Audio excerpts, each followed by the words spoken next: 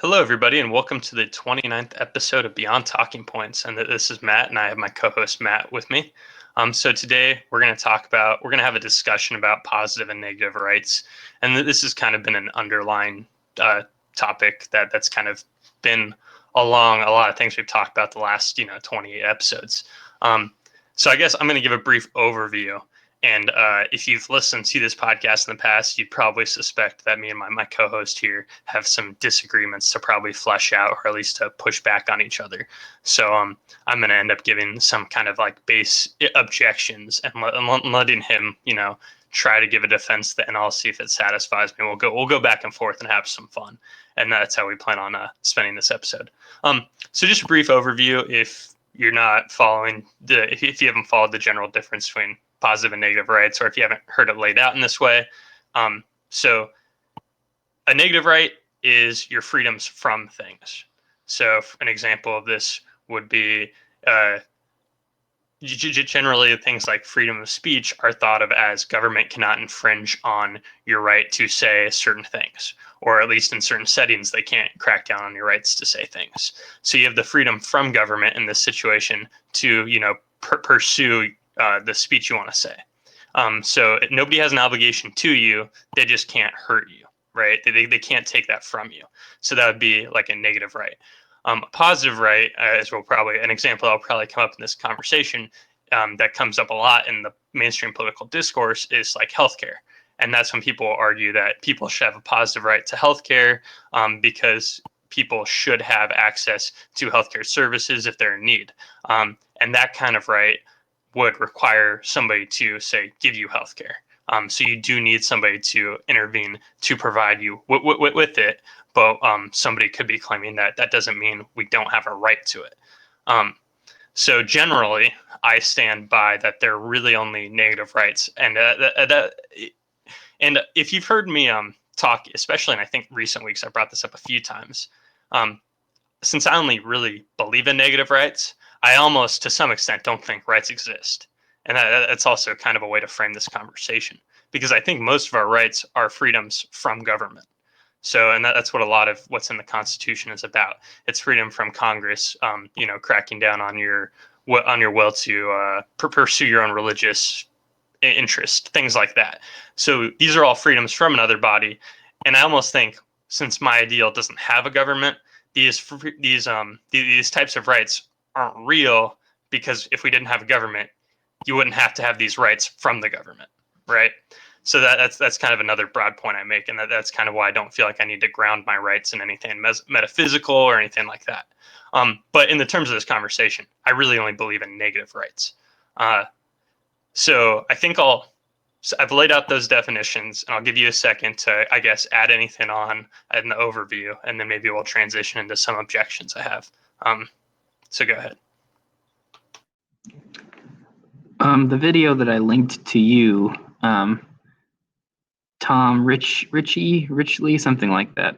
He's like a history professor or history teacher, and he uploads, YouTube videos about history, politics, philosophy, stuff like that.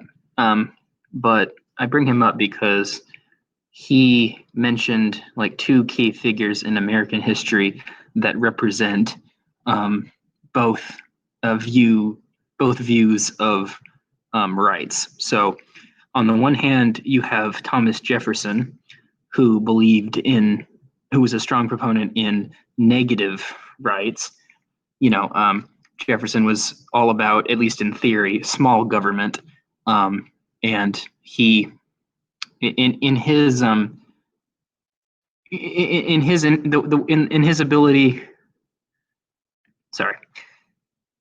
influence, in the situations where he had any influence at all, he was trying very hard to create a government which basically kept out of people's way, a government which allowed for certain basic things, but generally speaking, allowed people to do pretty much whatever they want. His whole phrase, people should have the right to life, liberty, and the pursuit of happiness. So that's just kind of, in some sense, I almost feel like our country was founded more in the direction of negative rights, or more concerned with negative rights And then, fast forward to a couple hundred years, and you had the Great Depression and Franklin Delano Roosevelt. Um, Now, Roosevelt, he believed in certain negative rights, but he added on certain positive rights. So he said that the people have a right to be they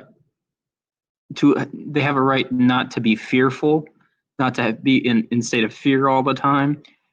And there was one other thing he said, which is slipping my mind, but basically, FDR would disagree with Jefferson in some respects, and my uh, my beliefs, my outlook are more aligned with FDR than Jefferson, and I say that because what FDR might say to Jefferson is, look, in order to have a life, in order to pursue life, liberty, and the pursuit of, in order to pursue happiness, life, and liberty, um, you have to have a few basic things met. So, you have to have a roof over your head. You have to have access to food and water. You have to have access to basic health care. And of course, in our economy, you have to have money. You have to have access to a job of some sort, which will get you money, which is the way we acquire goods and services. So when I'm having a conversation about rights, I think it's important to remember that we don't live in a bubble in which everyone can pretty much do whatever they want because everyone has the bare minimum. And I guess kind of what I wanted to, the goal of this conversation, I guess, if I had to pin it down to a phrase, I just want to know, do you acknowledge that maybe in either situation or in either framework, someone's rights are getting not taken away per se, but are maybe a bit neglected, or someone's getting someone is not getting something.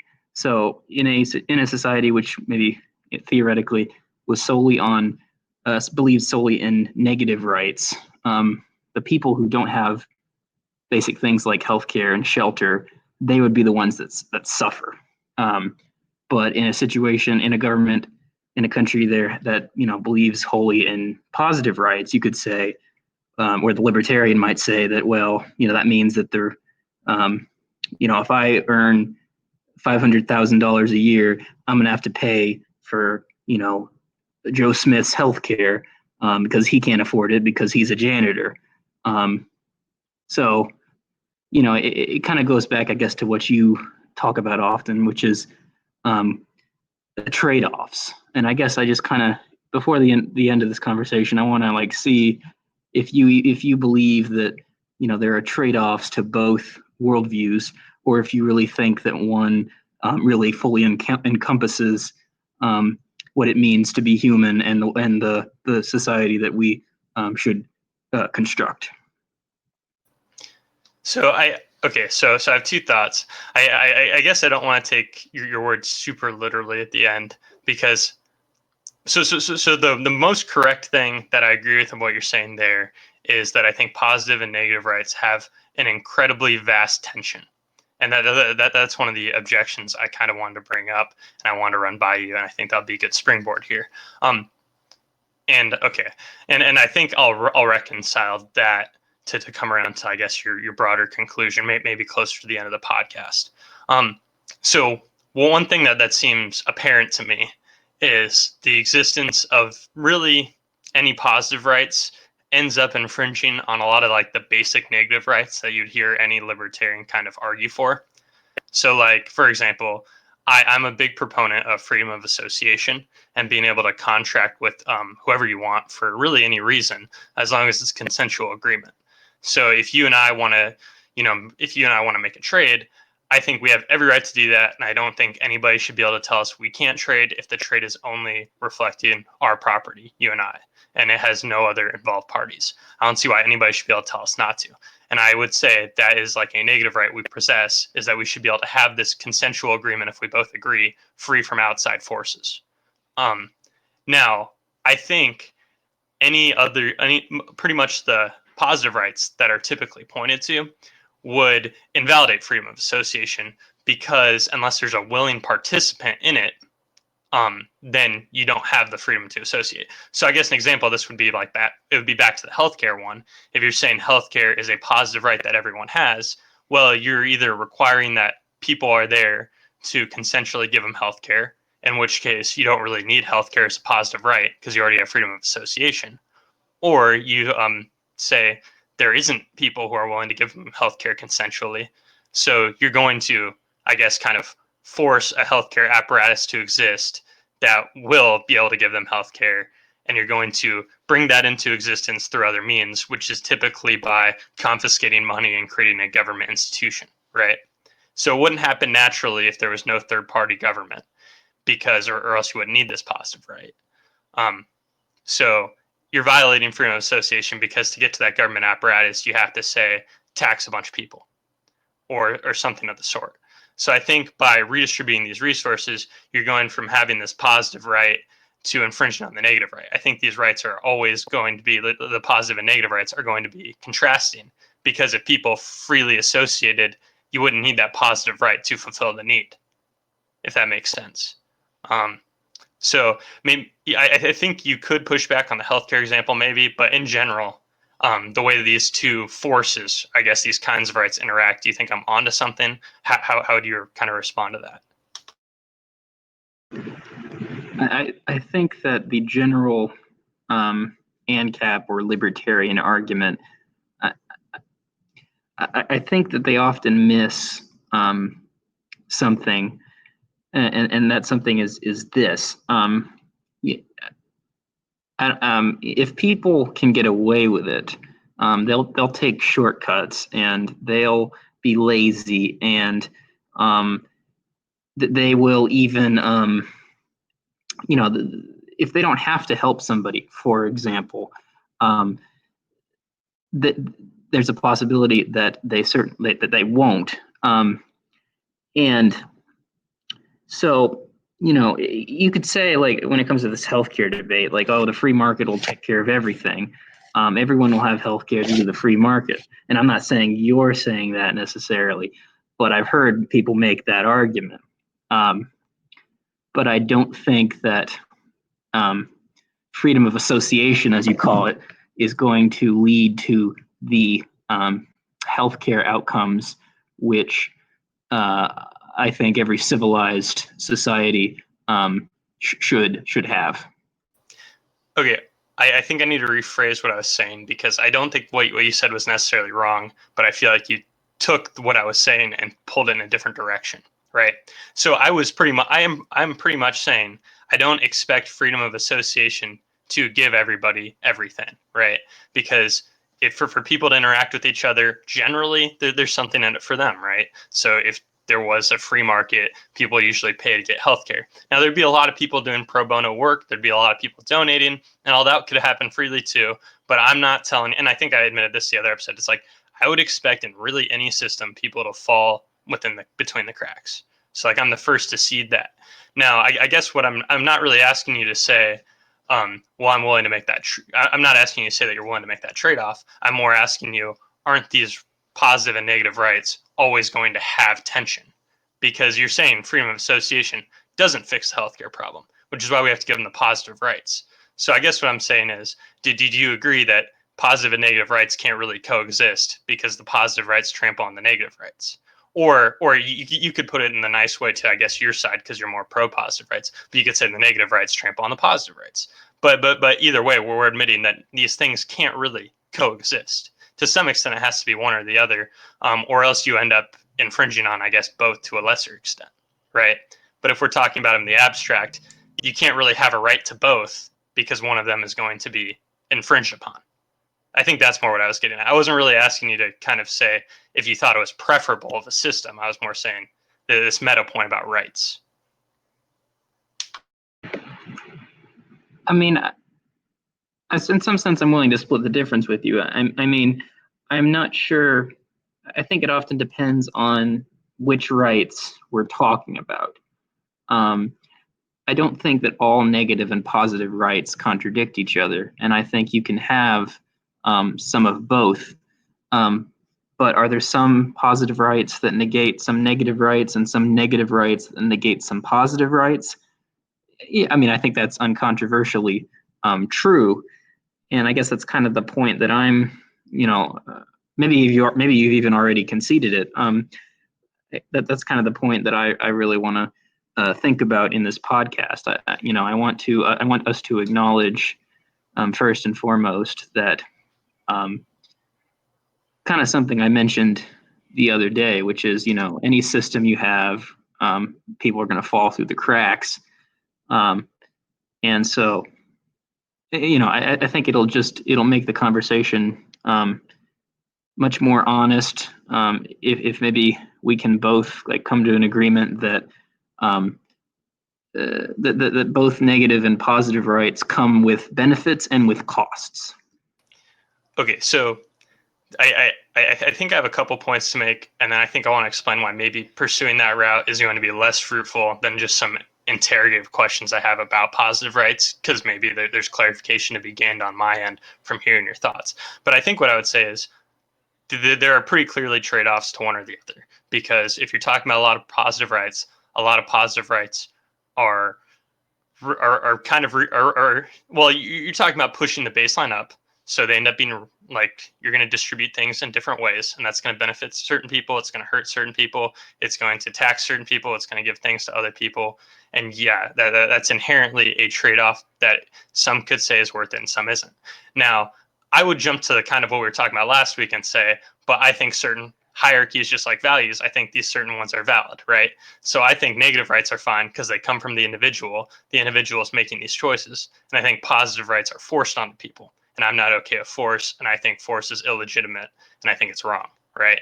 So, and we disagree on that. And that's why I don't think that's going to be as fruitful of a thing to pursue.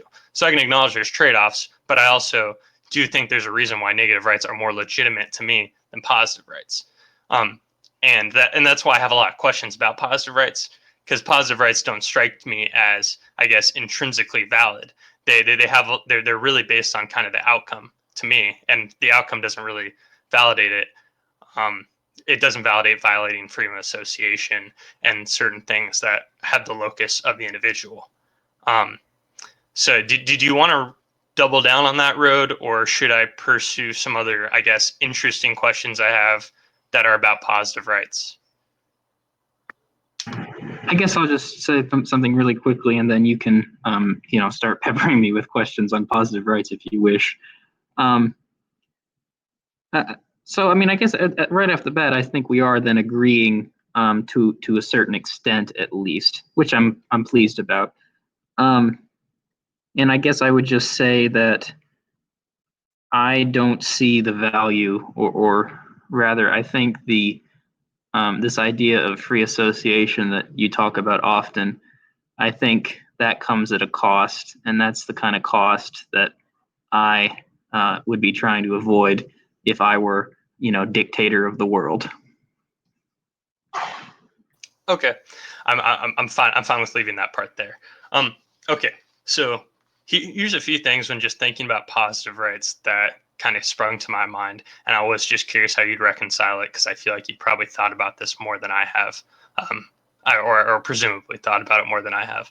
Okay, so one thing I was thinking about is a lot of positive rights I hear are very aspirational things, and they're very normative things. So I listen to Pod Save America sometimes because I'm a masochist, right? I want to listen to the Bernie Bros, the former Obama staffers, and I want to hear them throw out a litany of progressive things that I hate everything that they say, and they don't even back it up because they don't care. Because if you're listening to it, you usually agree. So it's just a load of assertions. So they will call anything a right if it's positive. And to some extent, if it's not going to like be implemented in the law of force, why not call it a right? It rallies people up, it hypes them up, and it makes it feel like you're valid for thinking everybody needs it. But in my mind, I'm thinking, okay, these are a lot of things that everybody agrees it would be good to have, but they're just saying it's a right, and it's just an assertion. So I guess what I was coming to what is like the limiting principle on when a normative thought is a right versus isn't, and how arbitrary is this? Because like off the top of my head, I came up with like a right to education, a right to healthcare, a right to food, a right to employment, a right to safety, a right to mental wellness, a right to financial security in the long term. So I came up with all those things because they're things that are aspirational and are normative, and I don't see why all of them shouldn't just be rights, because they're all good and they're all things that are, I guess, we ought to have. So would you say that all those things should be positive rights, or do you have like a limiting principle, I guess, on when things should and shouldn't be positive rights?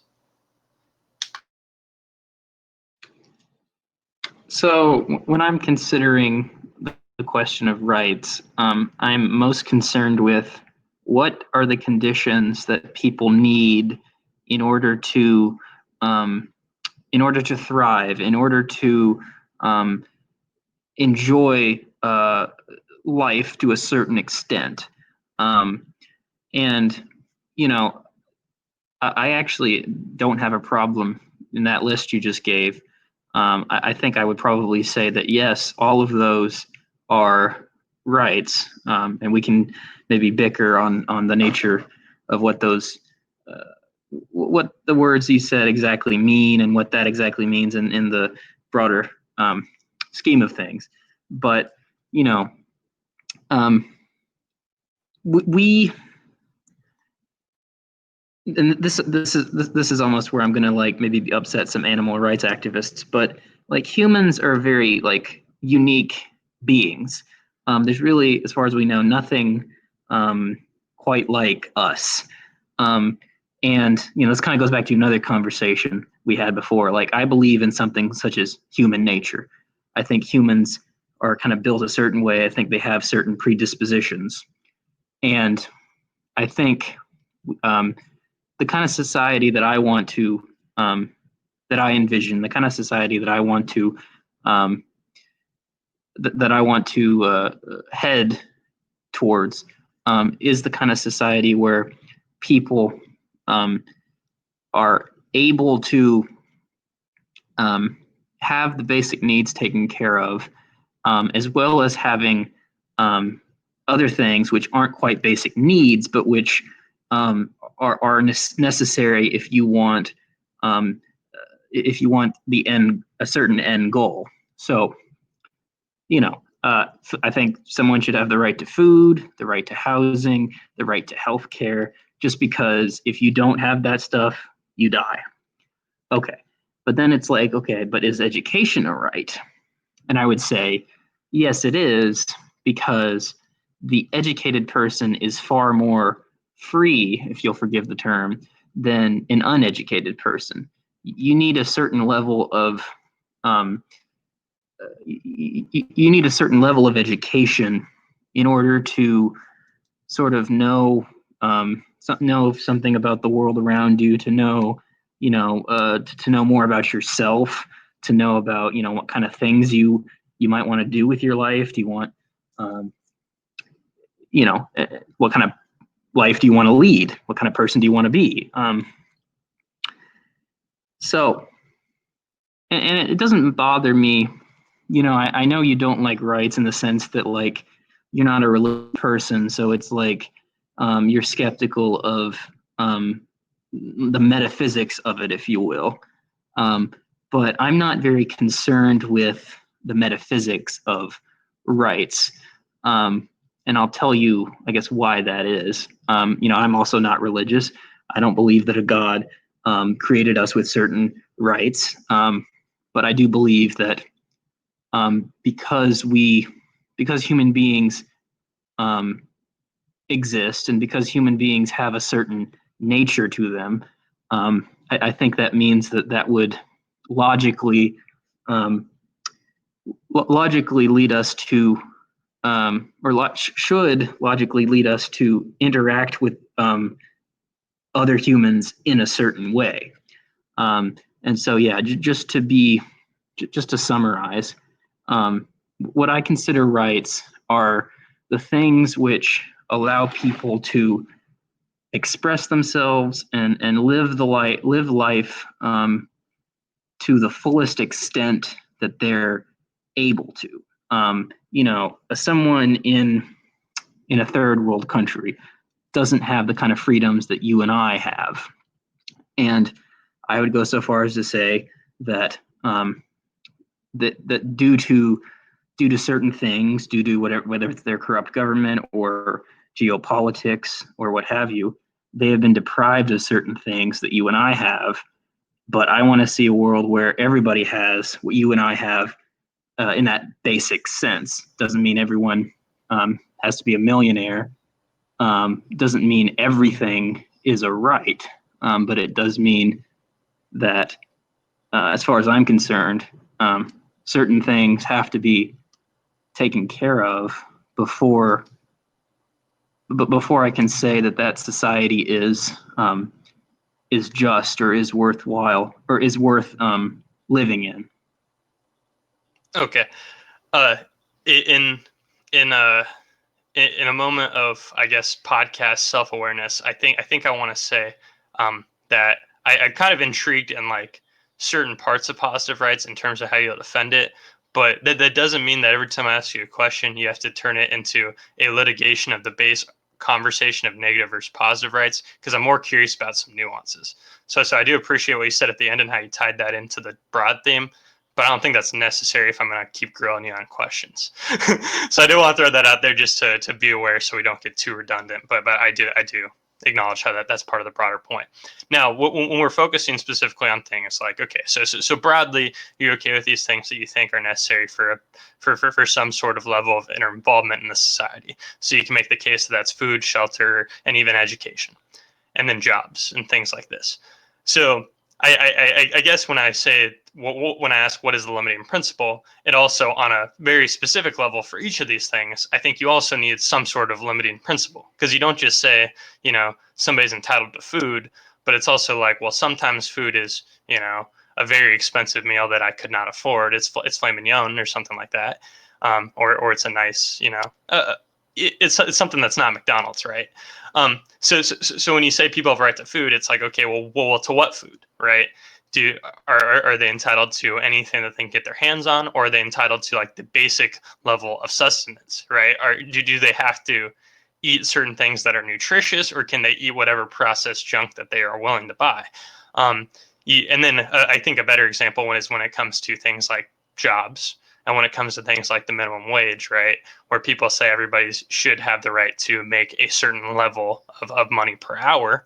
Well, if you live in a certain county in a state, the living wage to like be able to live in like a one bedroom apartment and feed yourself could be $10 an hour, and in another county it could be $23 an hour.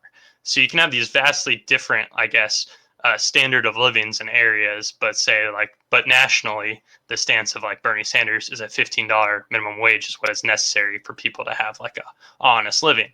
And it seems to some extent kind of arbitrary, right?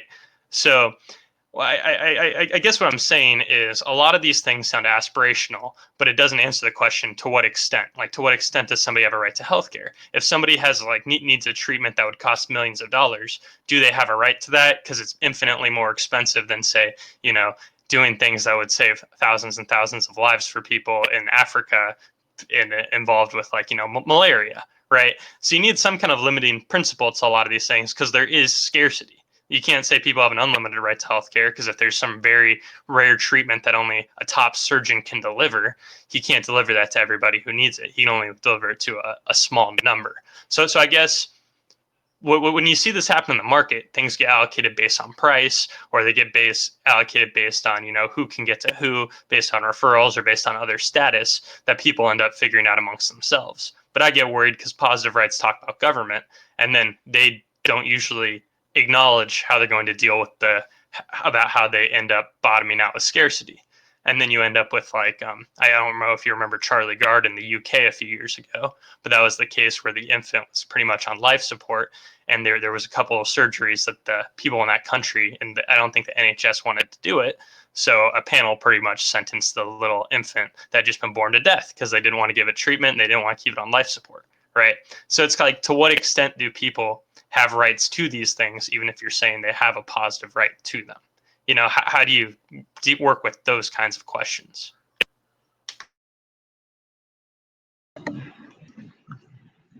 I mean, I'm less concerned.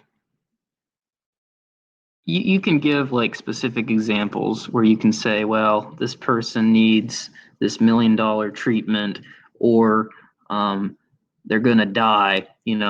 Haha, that can't be a right then because it's so expensive. I'm not. I don't mean to be flippant about your argument, but that's not really my concern so much. I mean, okay. Let me put it this way. Like, I know why you're asking that, and that's a fair question. But like at some level, that's almost a question for the future, because at the moment we have we don't even have the bare essentials. So people don't even have the right to the bare essentials, the things they just need to be alive. And I suppose I'm less concerned about finding the finding the perfect like philosophical justification for this in the moment, when I'm more concerned with bettering the material conditions of people living in the here and now.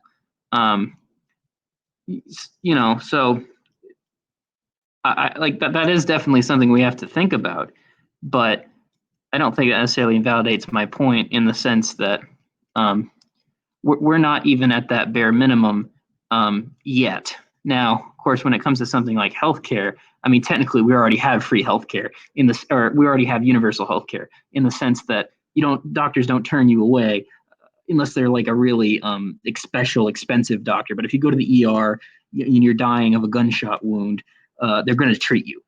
You could go bankrupt from the medical bills. We don't care about that, but they're going to treat you. So, like, I just want to get to a point where everybody is able to live in this society and not die from things that are so easily preventable, not have to be homeless, not have to starve to death, not have to die because they don't have access to health care.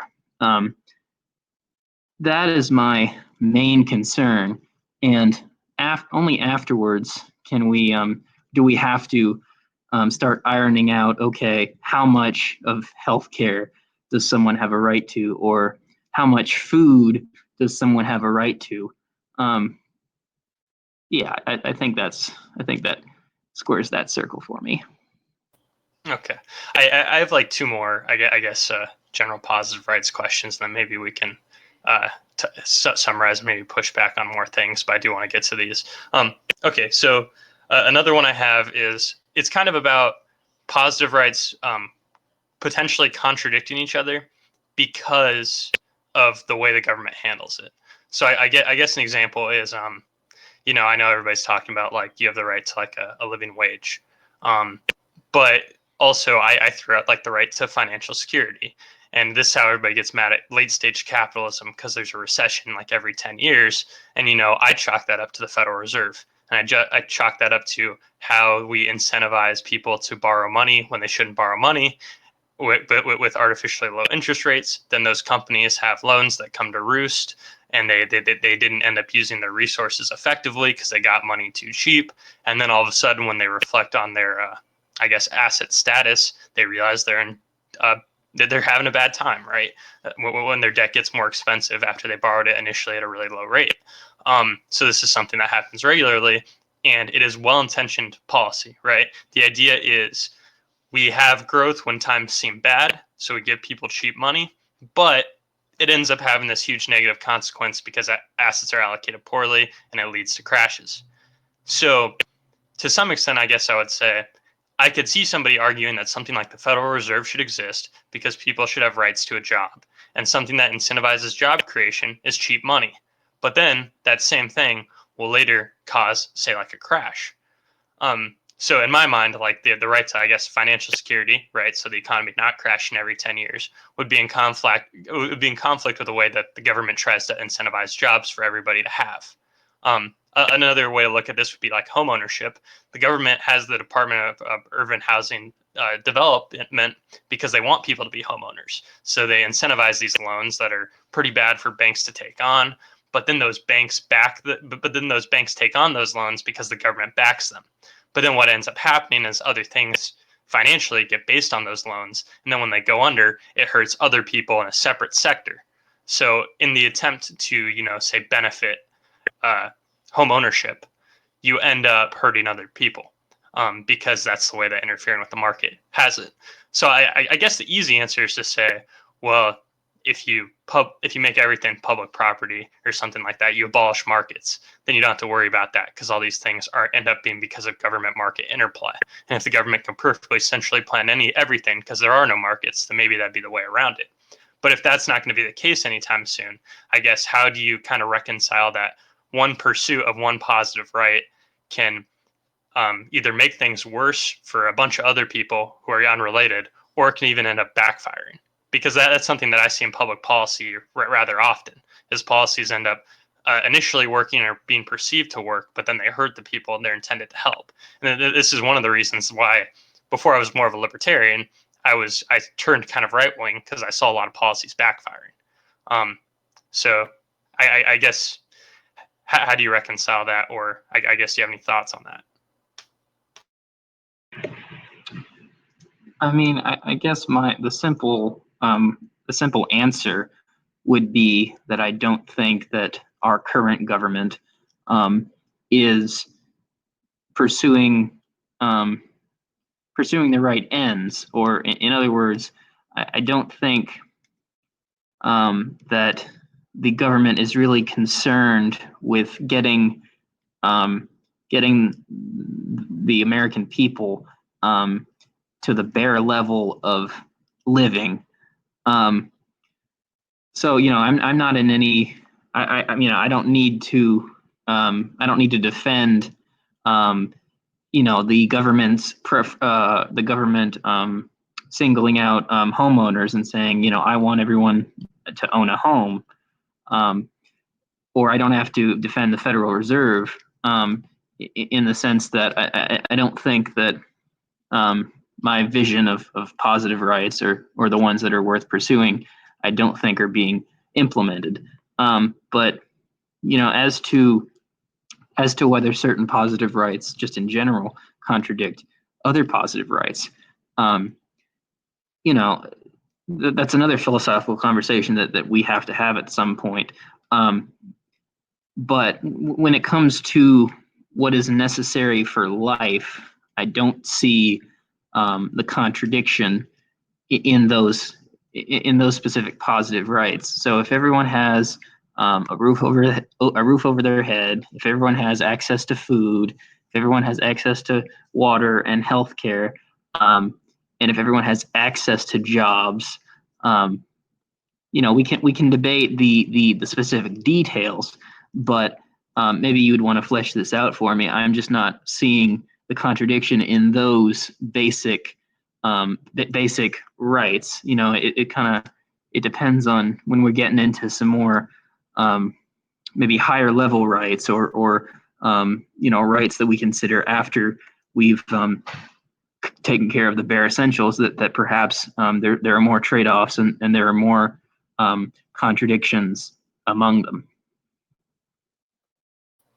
Well, I guess to kind of flesh out some examples is, I guess you could think of a lot of subsidies will benefit certain, jobs. And if you think people have rights to certain types of jobs, then the government will do things to incentivize those, or they'll do things to incentivize job creation as a whole. So I guess this is why I was trying to pit the idea of everybody having access to a job versus, say, financial security. So right now, like, our government does give the Federal Reserve a couple mandates, where the Federal Reserve is supposed to do things that will specifically lower unemployment and target inflation at a given rate depending on the year. Those are like the two main mandates of the Federal Reserve. So the Federal Reserve should be targeting low inflation, but in doing so, they risk our future financial security. So these are two things that, like, ideally I would think in like the litany of rights that we could have, which is like food, shelter, access to water, access to a good job. I would think, like, any kind of long-term financial security would be on that list. And in the pursuit of, expanding the job pool, they're putting us at financial risk 10 years from now. I guess something similar could be said about, say, Social Security, where to want to give people a good retirement now, we are creating a giant asset that is underfunded, right? So in the idea of creating Social Security as a program, but then simultaneously keeping wages up by not taxing people more, we haven't taxed enough to justify how much we pay out with Social Security, so that program will go insolvent at some point. So, like, in the pursuit of trying to give people this long-term retirement, we've created this huge debt crisis that everybody else is going to have to live with, and it's going to create huge financial problems in the future, right? And even though so there are some people who think we can inflate our way out of debt, that will still inflate the currency, and that's a hidden cost on everybody who has any currency or savings or assets, right? So there are all these trade-offs for for these big financial interventions that are to keep people secure, keep them in jobs. So I feel those ones are directly in conflict. I know that doesn't have to do with, say, food or necessarily like having a house, but these are very similar positive rights that I would probably think, if I was a believer in positive rights, these are things that would be normative to me. But I think that they end up contrasting each other and putting each other at risk. So I kind of think, well, how can these things both be rights if they're actively, pushing up against each other? I mean, I hope I'm not contradicting myself, but I'm in the position in this conversation where what I hear you saying is not what I think you think you're saying. And what I mean is, I hear you attacking specific government agencies or government policies. So you're saying Social Security is going to become insolvent pretty soon, and you're saying that the Federal Reserve it creates unemployment and fights inflation, but it's going to lead to a crash in the next 10 years. But I guess my response to that is I chalk that up with to the incompetence of the government, and I don't chalk that up to a philosophical contradiction between certain positive rights. Like, take a job, take the right to work, for example. I don't think, or I would not say, that people have a right to a specific kind of work, in the sense that certain jobs require certain things. Certain jobs require you to, get a certain level of education or go through certain training. And if you're a high school dropout and you want to become a doctor, I'm not going to say you have the right to become a doctor. Now we can disagree or agree or debate on how effective these licensing agencies are for doctors in general. But point being, if you're not going to put in the effort to get a good medical education, then you don't have a right to become a doctor. But if you want to pursue the necessary, if you want to take the necessary steps to become a doctor, then yeah, you have the right to be a doctor. And then, about when it comes to the insolvency of Social Security, I mean, I won't go too deeply into that, but I think you and I both know that the way the government handles its budget is atrocious, and that there are ways that we could make up for the differences in Social Security if we decreased the money that we use in one particular government agency and increase it in another government agency. But we don't do that for various reasons. So again, I don't see this as a philosophical contradiction of certain positive rights. I see you as attacking government corruption and incompetence, which I would probably agree with you about at the end of the day. So I think that brings up a couple things for me. So I think the reason why those examples seem most relevant is because in my mind, the government specifically said we want more people to have jobs. So we are going to mandate an agency to do X, right? So I'm not really asking you to defend that. I was more thinking like, okay, well, here's a clear time where even though they don't say people have a right to a job, they are acting in a way to limit unemployment to a very like low level, ideally. That's what they're aiming for. That's what they're telling the Federal Reserve to do. So even though they aren't outright stating we believe American people have a positive right to a job, they are saying, hey, Federal Reserve, expand money to get unemployment to this level, right? So even though they're not saying it out loud, in practice, they're acting in that way. So it's an example in my mind of a positive right being applied to how it actually would work in the real modern world. And that's kind of why I'm like, well, I see unintended consequences. Now, I don't think we want to dwell on that because, as you mentioned, I'm not attacking it philosophically.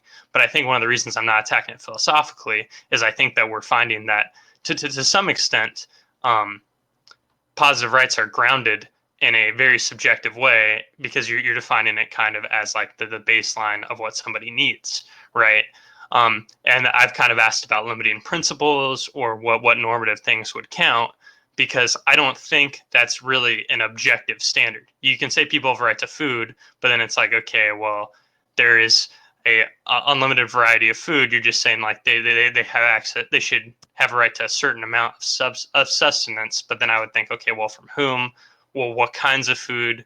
It's not as simple as what I think negative rights are.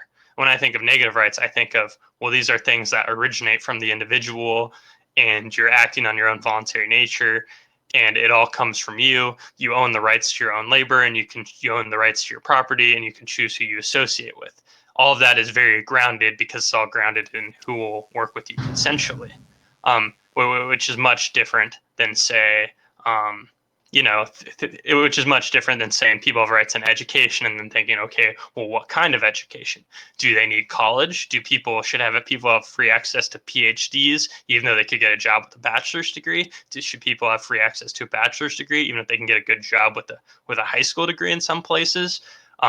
Is it good enough access because everybody has a phone, which gives you access to unlimited information on the internet? Or should we give people phones because phones have unlimited access to the internet, which has unlimited education?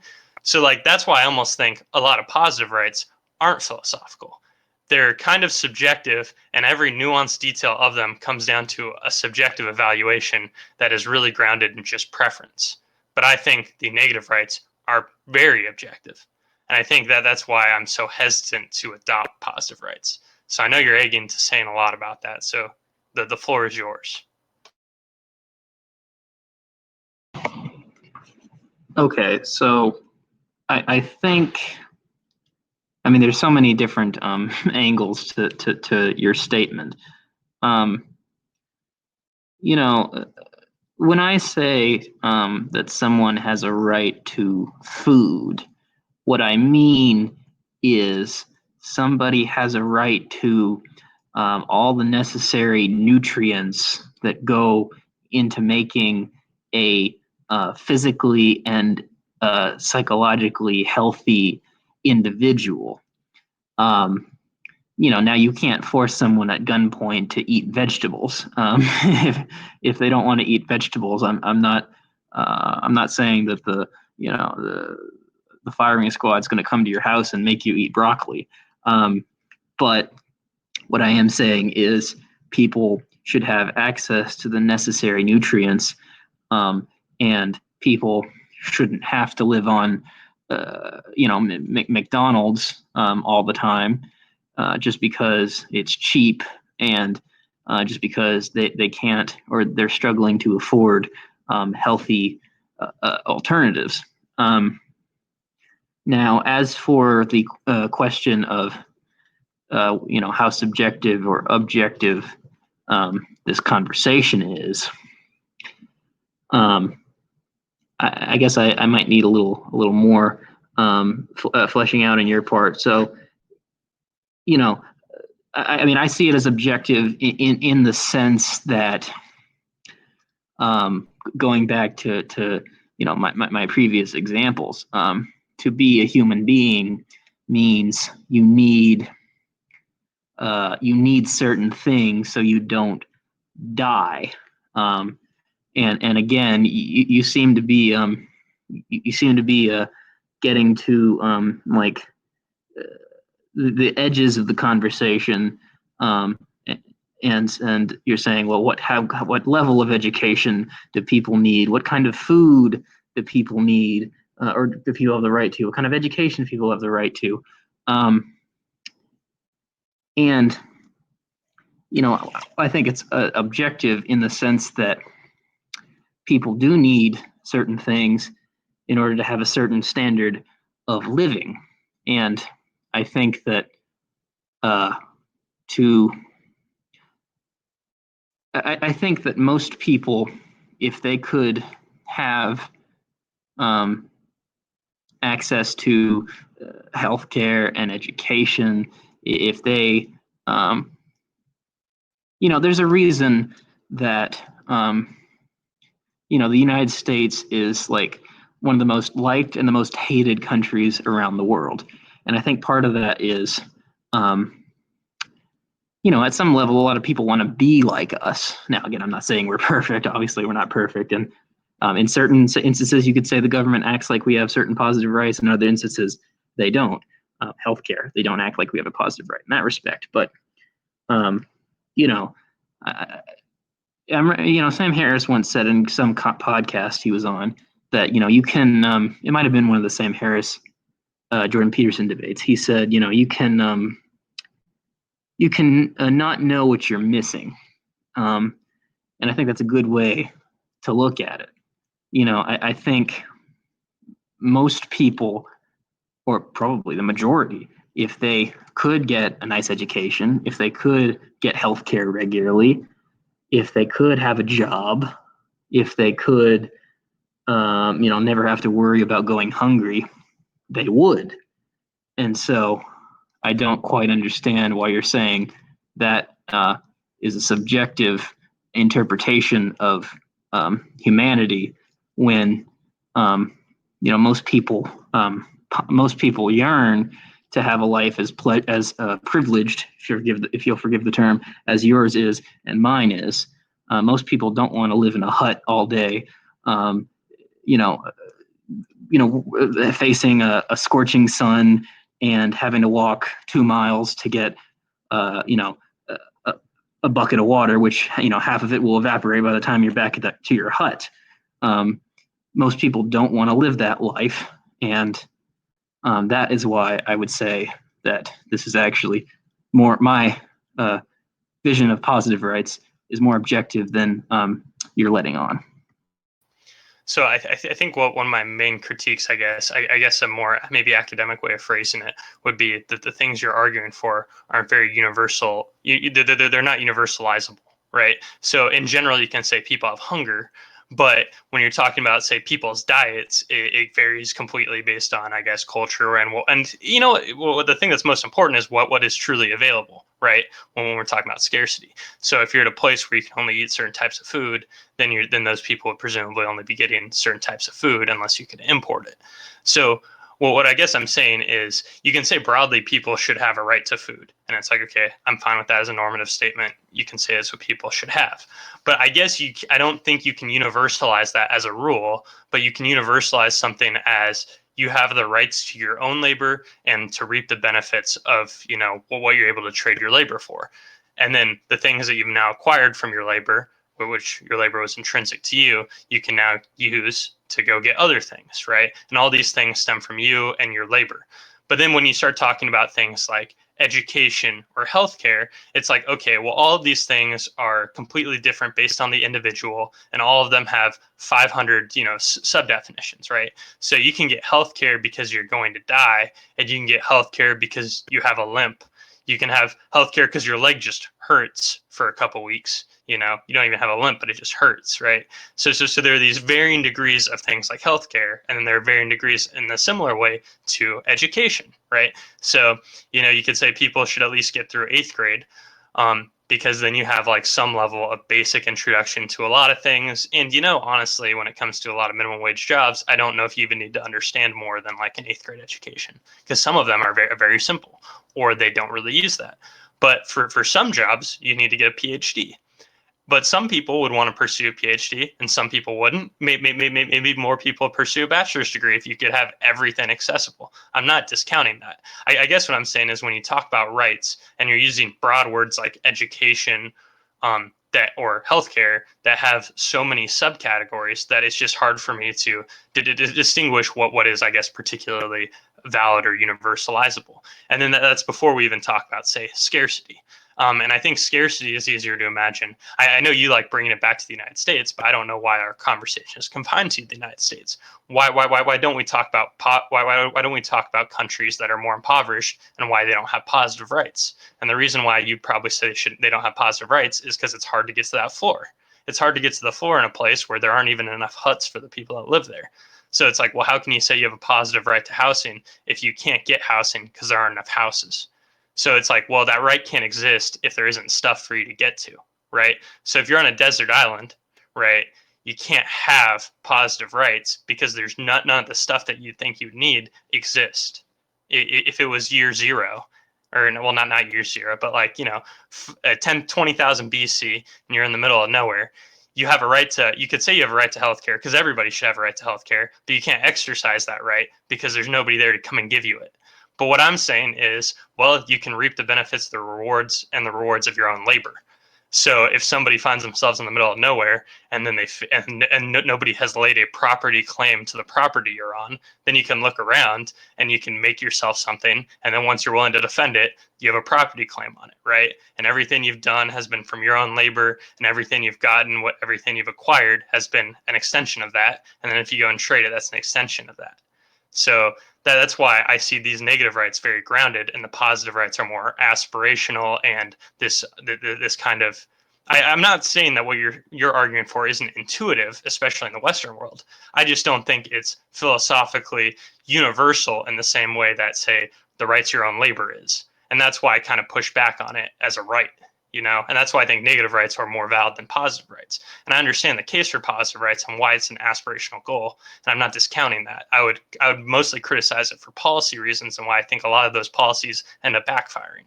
I just think they're almost completely different, and for the reasons I just kind of laid out.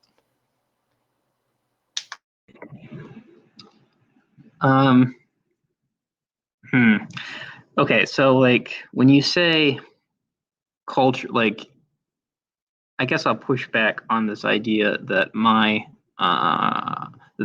idea of positive rights can't be universalizable. So cultures eat different food.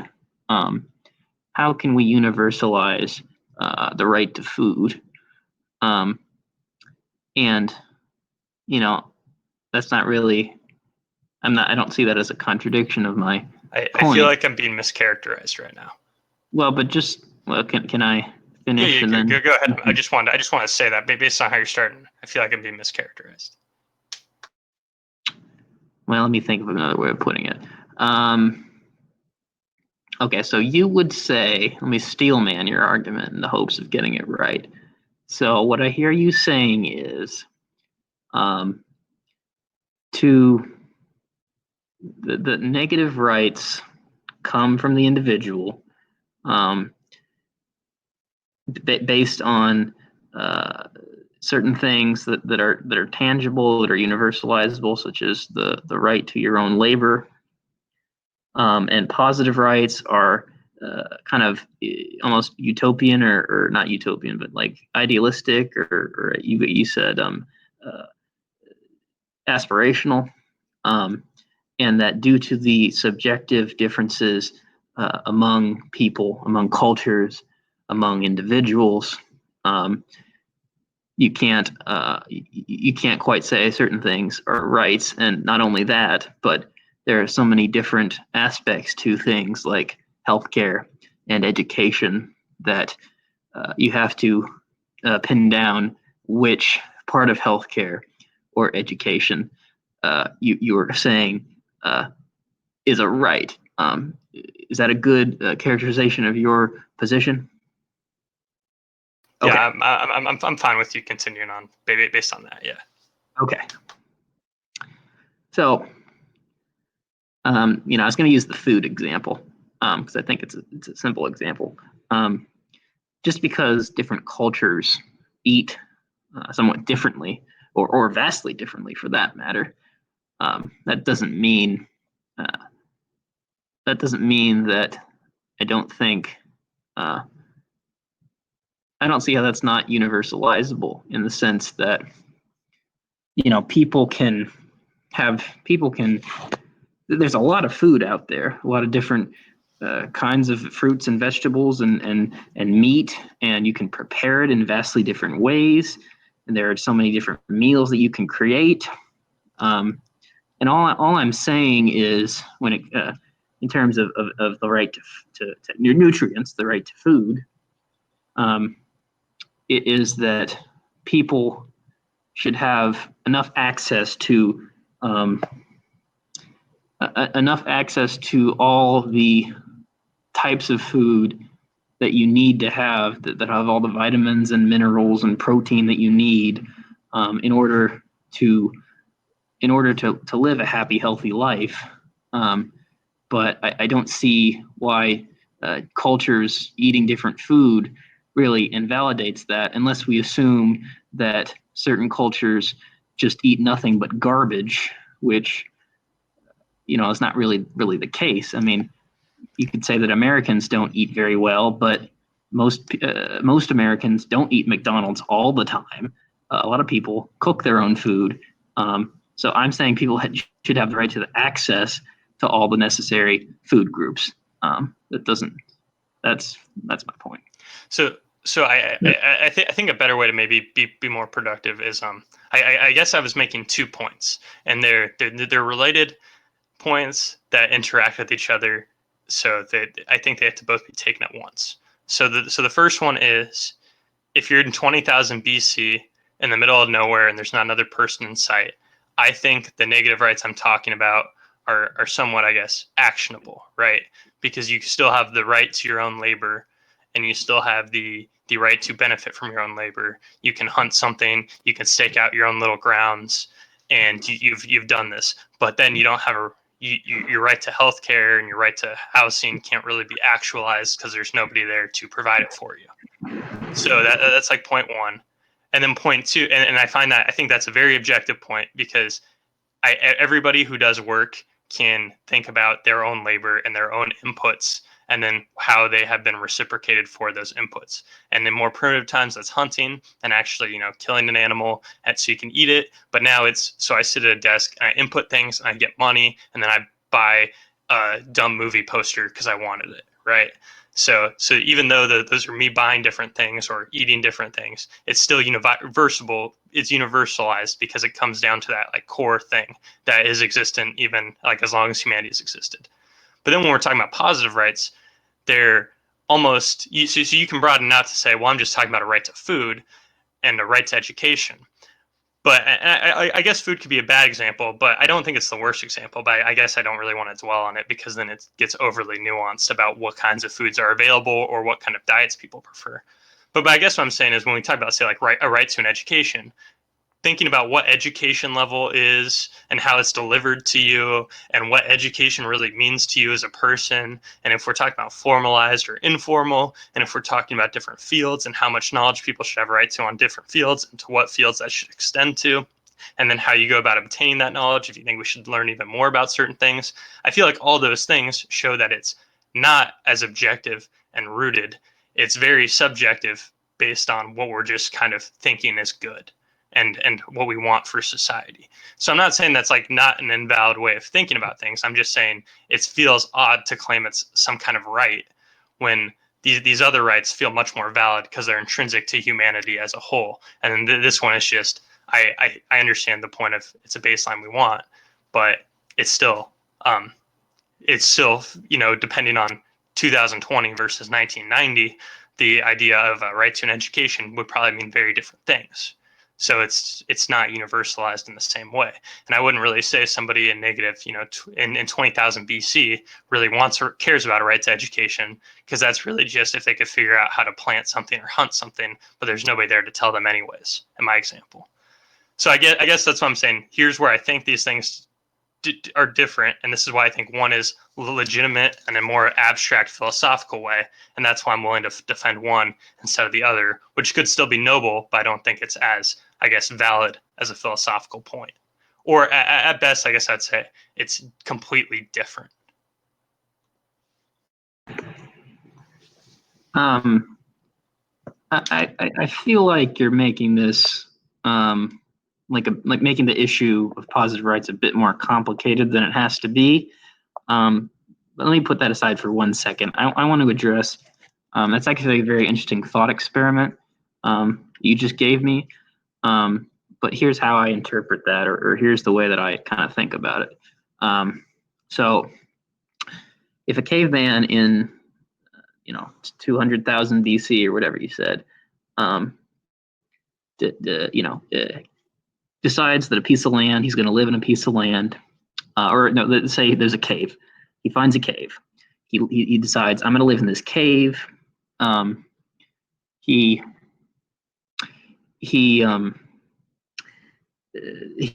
hunts every now and, or every day or every other day as much as he needs to get the food. He finds a way to store the necessary food, and maybe he'll grow some vegetables or plants on his land to eat as well. And what I hear you saying, again, to try to steel man your point, is it kind of makes sense even back then to say that person has a right to be left alone, that they should be able to do what they're doing, have a little piece of land, a little, like a cave to live in, food to eat, land to even grow some crops on, and that it just makes sense philosophically and also just commonsensically to not bother that person. But I guess what I would say to that is, if you're a caveman in 200,000 BC, another caveman comes along and thinks to himself, I want that piece of land. I want that cave. Sorry, I hit a button. What I was trying to say is, if another caveman comes along and thinks to himself, I want that cave. I want the food he's stored in his cave. I want the land to grow those crops on. He can just go over to that land, that caveman, and fight him. And if he wins that fight, he gets that land. So I'm not sure I follow your thought experiment in the sense that. Yeah, I can respond to that. I totally know what I'm gonna say though. Okay, you can wrap it up if you want. Okay, let me just finish. Because I was thinking about that, so I'm glad you brought it up. Okay. Well, let me just finish articulating it, then I'll let you respond. There's nothing stopping one caveman from, bonking the other caveman on top of the head till he's unconscious, dragging him to, 50 miles away or 50 yards away or whatever, and then going and defending that land for himself. So, the concept of rights really breaks down in terms of, even back then, because there were no rights. It was just people, and people at that point, they were a bit different than the people today, and so I don't think you can say, I don't think you can go back in time and say that in that context that a caveman has a right. I just don't think that makes sense. I think a right is something that really comes along from having a certain existing in a certain sphere, Okay. having a certain kind of consciousness And at that point, a caveman is just like a rabbit or a tiger. And we don't normally say, we don't, tigers don't go around thinking, I better not, kill that gazelle over there. I don't know if tigers actually eat gazelles, but I better not kill that animal over there because that animal has intrinsic rights. It's, I'm hungry. I need sustenance. I need clarification now. I'm going to eat I'm going to eat that antelope and go on my way. Okay, now I need clarification because the way you wrap that up. Because I had a response, but then you kind of went on a separate tangent, and now I need to figure out which one's your argument. So is your argument that cavemen were so like subhuman, I guess, in their low IQ that they're almost animals, or what? Or was it the guy got attacked and that guy took his stuff? So how can rights be real? Because I have an answer to the second one, but the first one, if your argument is cavemen are pretty much animals, then I would say, okay, well then let's just substitute the example with you're in the middle of nowhere and you've appeared, right? So then it's just more of a thought experiment because I can't use time. But then I would say, well, imagine the caveman has 100 IQ. Because if we're talking about intelligent cavemen, I can defend it. If you're going to call them animals, though, and we kind of aren't having the argument about animal rights, then like that, then that kind of destroys everything. I guess what I'm trying to say is, just to tie this loop, and then you can, we'll go from there. What I'm saying is, you've probably heard of this field of philosophy called ontology, and if you haven't, I don't remember what the Greek word is, but it just means the study of being. And cavemen don't exist in the same way that you and I exist. Okay, and, I got enough to respond. That is why. That is one reason I would say they don't have rights in that sense. But then and in the other sense, it's just that nothing's preventing one caveman from beating up another caveman and taking his stuff. And at some level, when it comes to rights, even if it's negative rights, you have to have some enforcing mechanism involved. Doesn't have to be a government, but it has to be some way to enforce those rights, negative or positive. And in that context, there is no way to enforce that. And at that point, it is just survival of the fittest, as Herbert Spencer characterized Darwinism. Okay, so I appreciate that you clarified. You got me bursting at the seams by not answering me in like a sentence. You said like 8, so I'm sitting here just like ready to go. Okay, so I'm going to completely sidestep the whole thing about caveman IQ because I think my point stands whether we're talking about cavemen or just a hypothetical 115 IQ person in the same scenario that somehow ended up 30,000 years BBC in a plane with nothing there. And then another person approaches them and says, oh, this dude built up a whole little farm. I'm just going to kill him and take his stuff. So you're saying rights need an enforcement mechanism. I don't think there's any evidence that that is true. And I think if you think that is true, it invalidates everything about positive rights because there's nothing enforcing them and people don't get it handed to them directly. So I think it's clear that if you think rights have to have been historically enforced, then we couldn't have had, then positive rights haven't existed. And then you're kind of arguing for something that we all know isn't a right because it's currently not guaranteed. So if that's the standard you want to use, that's fine. But I think it cuts against everything you've been trying to say. Now, I don't think that's a requirement, which is great because I don't think rights have anything to do with what you actually have. I think it has to do with the level of claim you have to something, right? So because the true reality of things is if somebody owns enough guns, they could probably kill me very easily. They could have somebody, there's artillery that could probably kill me very easily right now, whether it requires somebody to break down my door and come with guns and shoot me a dozen times, or if they just want to drop a bomb on me, or if they want to do something cool, like a different kind of explosive.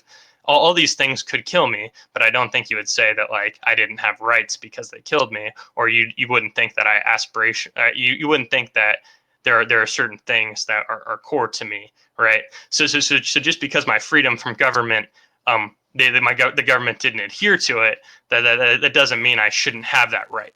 So I guess what I would say is the reason why negative rights are important is they inform what valid property claims are, right? So valid property claims are when I do something and, like, say I make a consensual agreement and then I get something because of it and I use my own labor. All of these things have come from myself and they're all very valid.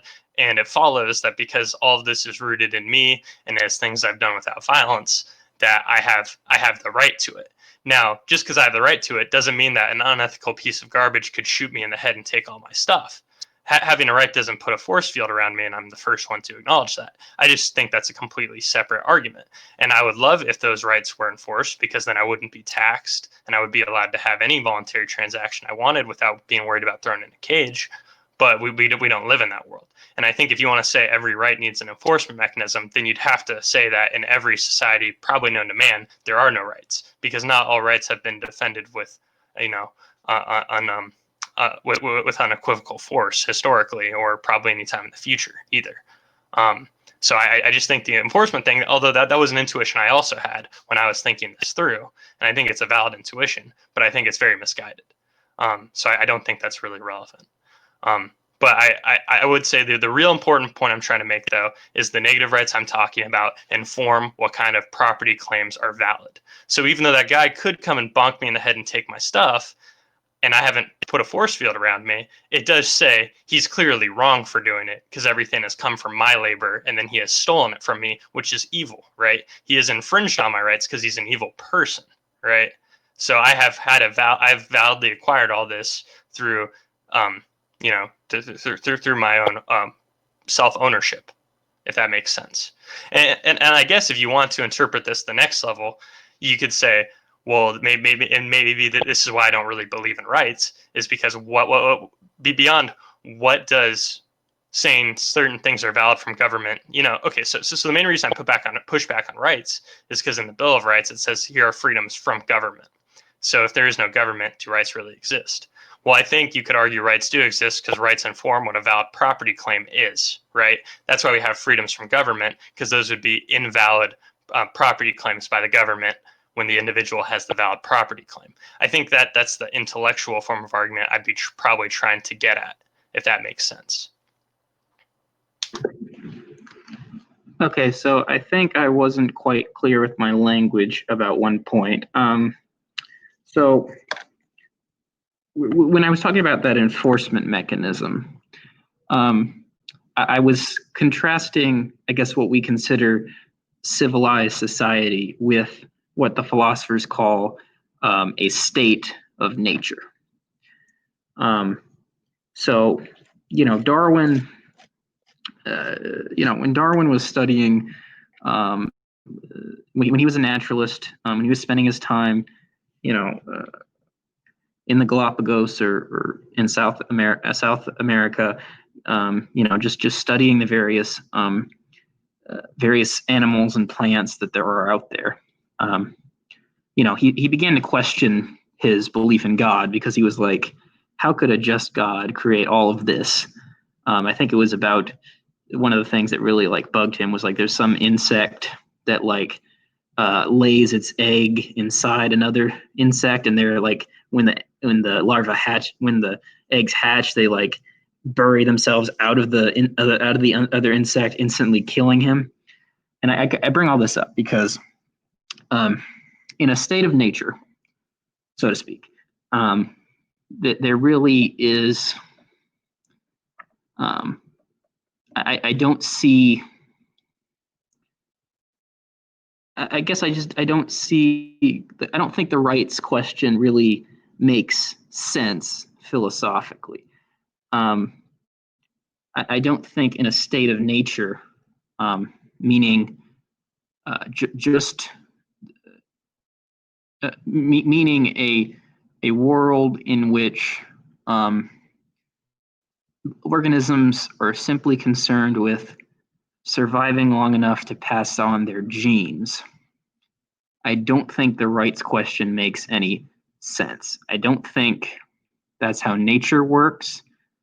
I don't think that's how the universe is constructed. The universe just is. So that's really my point, is when rights come into question, It has to do with a certain level of consciousness. It has to do with a certain kind of being, which, for most of natural history, has not existed. That might sound very anthropocentric, if that's the correct word.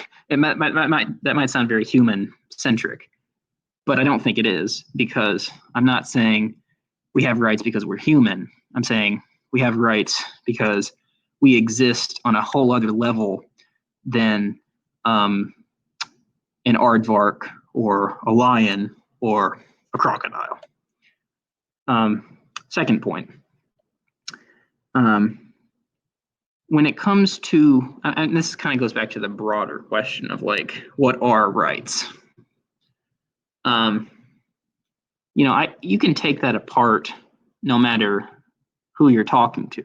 So, let's, if I'm talking, I'm talking to you right now, and you are advocating for negative rights, and now you acknowledge that you don't quite like the concept of rights in general, but you, generally speaking, you're arguing for negative rights in a certain fashion. So I can turn around and say, well, look, Matthew, what are rights even? How can you really say that someone has a right to their labor, has a right to own property? How can you say that someone has a right to free association? That's just a bunch of metaphysical gobbledygook. There's no God to give you those rights. Humans are just animals, and animals just act in a certain way in order to survive. So, I can turn the tables and just, we can throw out the concept of rights altogether and say it's all just a bunch of baloney. But, I don't think that rights are a bunch of baloney, but I think that the way you are questioning positive rights is a way you can just question all rights in general. And it really comes down to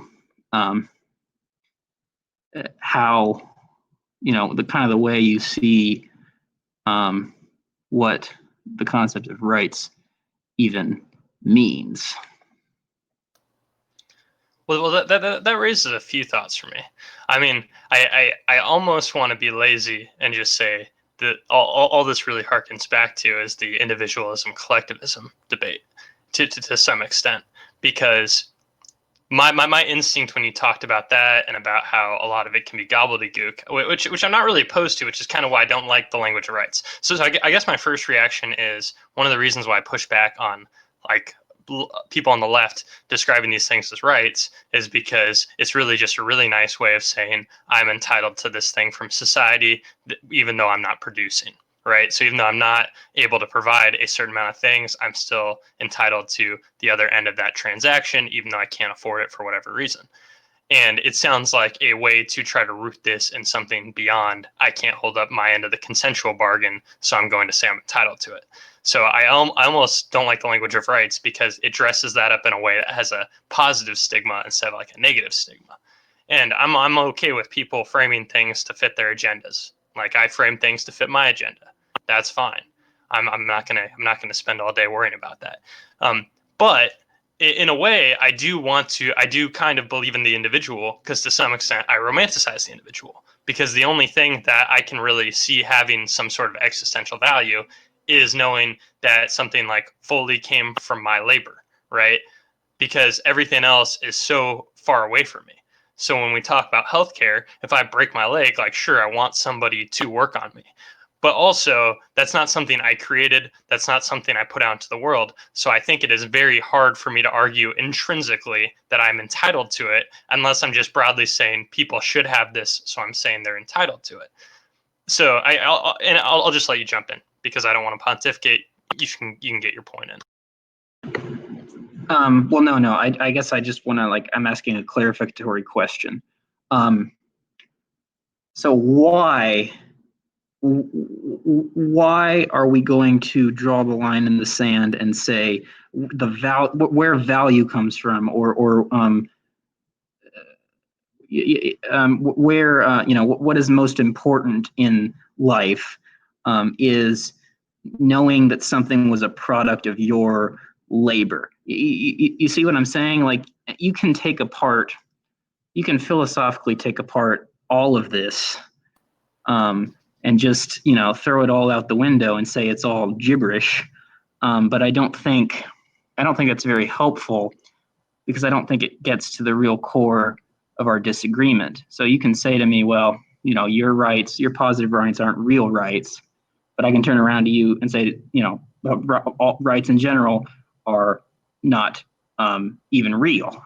You see what I'm saying? So what I'm getting at is, I want you to defend why your concept of rights is completely valid and why mine isn't.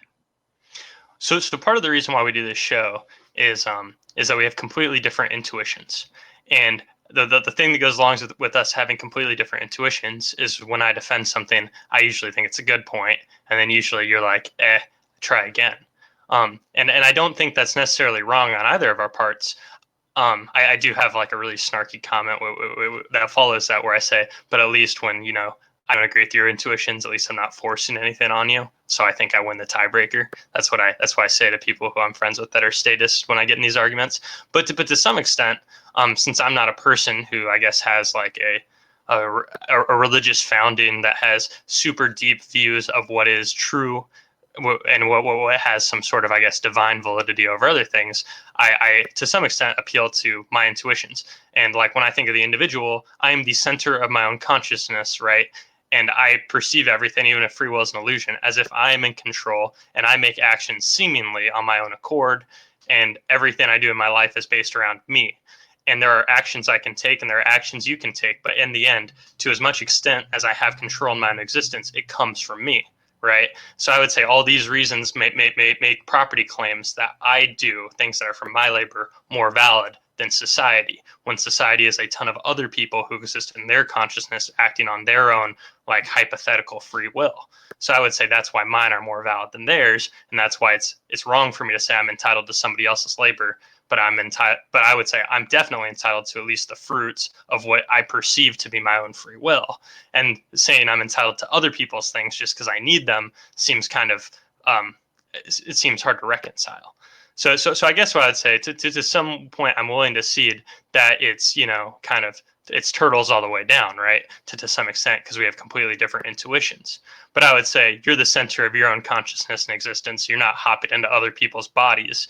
So I would say, at the least, recognizing that, you're most entitled to your own labor and your own gains from that labor. And it's much harder to say that you have a right to things that come from other people way outside of you, that for all you know, like if you're in that desert, you don't even know that there's a society 2,000 miles away because they're so far from you, right? So I think it's hard to say that there's a debt coming from the outside as opposed to all of your control coming from that inside.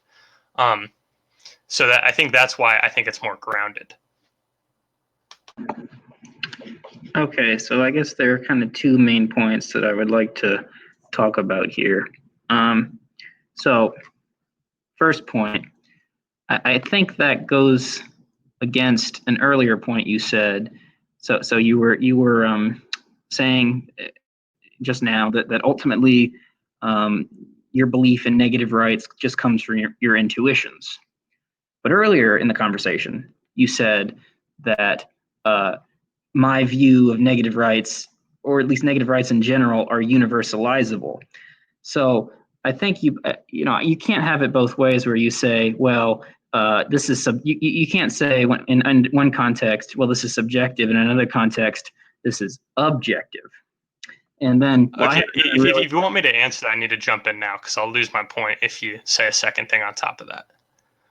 I guess what I would say is, you might be being too literal. I guess if you want to be charitable, which I mean, but we're both amateur philosophy proteges here. So I guess what I would say is, it's universalizable, just like that experience I explained, where we're all the center of our own consciousness. So if we're the center of our own consciousness, we'll all have our own labor, no matter what society, what year you're in, no matter like what environment you're in.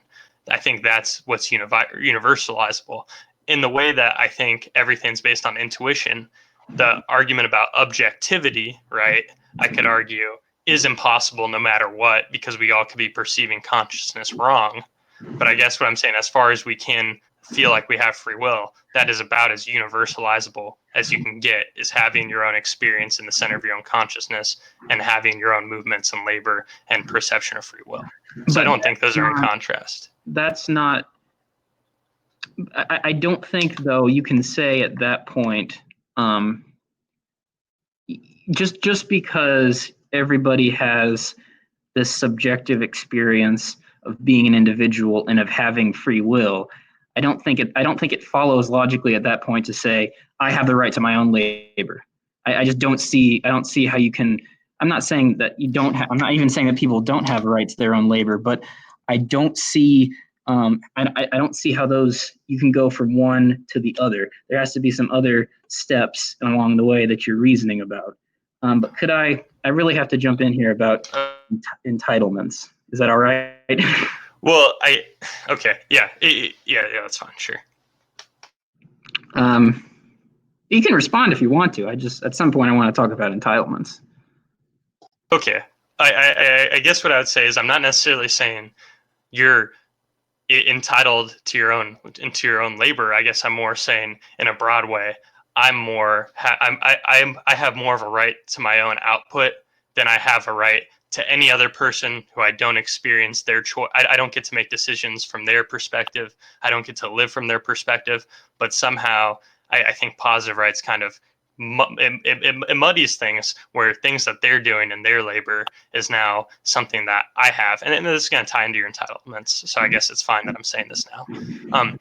So I guess what I'm saying, if it's in my limited consciousness, right, and I make my own choices, I think I have more of a right to my own choices, my own actions, and what I'm willing to input than I do everybody else's.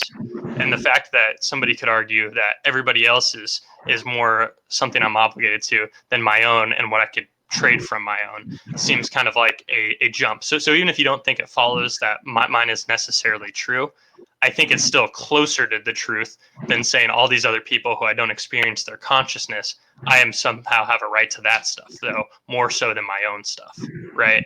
That's not objective, though. Well, I'm saying it's closer, though. I mean, you can argue since everything's a perception of free will, and we only have so much understanding, and we have limited senses, then there can't be any objectivity. But I guess I would say that's possible. But based on what we can perceive, this is as close as you can get as your experience in your own eyes and your own life. And since your own choices are most influential at that point, those are the things you should reap the most. See, and now I'm kind of being like the annoying 3-year-old that's always asking why. But the reason I'm doing that is because I can say that, why do you have more of a right to your own labor than somebody else intrinsically? I can just question that, and I can. That's the problem with the rights, is you can question any of them at any time by just undermining the edifice of the whole concept of rights. Well, I agree with that. That's why I mentioned how we could have intuitions that are vastly different, and I'll be persuaded by some, and you won't be persuaded by some. And I guess what I would say is, and you keep asking me the same question, and I keep giving the same stock answer. And the reason is because that's a satisfying answer to me, right? Say then that's objective, though, or it can be universalizable when it's your intuitions, unless you're saying that your intuition, everyone else should have your intuitions. Well, I guess what I would say is, when I think the subjectivist analysis actually cuts in favor of individualism, because if you have a subjectivist view, then how can you justify forcing things on other people? Because if someone could believe that, and you couldn't say, so if you believe in subjectivism, you couldn't say that they're wrong because it's all subjective. Okay, so I guess there's two ways we can proceed in this argument, though. Hold on. Let me finish. If you don't believe that force is if you believe force is wrong and I believe force is right, then if we acknowledge that it's all based on intuitions, then there's no way that you can say I'm right and you're wrong. Or that okay, yes, you can, because you just made the assumption that intuitions are equally valid. And okay, so we had this conversation weeks and weeks ago about Jordan Peterson, and I told you this is when you talk about human nature, and I was hearkening on this because I said, okay, but the problem with human nature is a phrase that I just don't like. Is if somebody all of a sudden has the intuition that it's okay for them to murder everybody who they perceive attractiveness wise as under a 6, then I'd be like, that's wrong. But if they had that intuition, I can't tell them that's not their intuition. But their intuition could still be wrong. So I would say you have intuitions and I have intuitions, but I think my intuitions are correct and I think they're more honorable. That's why we bother having this discussion, is because we disagree on intuitions. So if we play the game that all intuitions are equal, then obviously we can't get anywhere. But I'm trying to defend my intuitions and you're saying, well, it's still an intuition. And like, that's fine, but I'm defending why I think my intuition is better than your intuition. Well, let me just say one quick thing. Maybe you can say one more reply. Then I really want to get to entitlements, so then we should probably wrap up. Okay. So my issue, or the thing that I'm trying to get across, is I also don't believe all intuitions are created equal. We both agree about that. But the question is, how do we come about, how do we figure out which intuitions are valid and which intuitions are not valid? And I don't think from a subjectivist perspective, you can say that certain tuitions, except in your own, based on your own intuitions, you're going back to the, the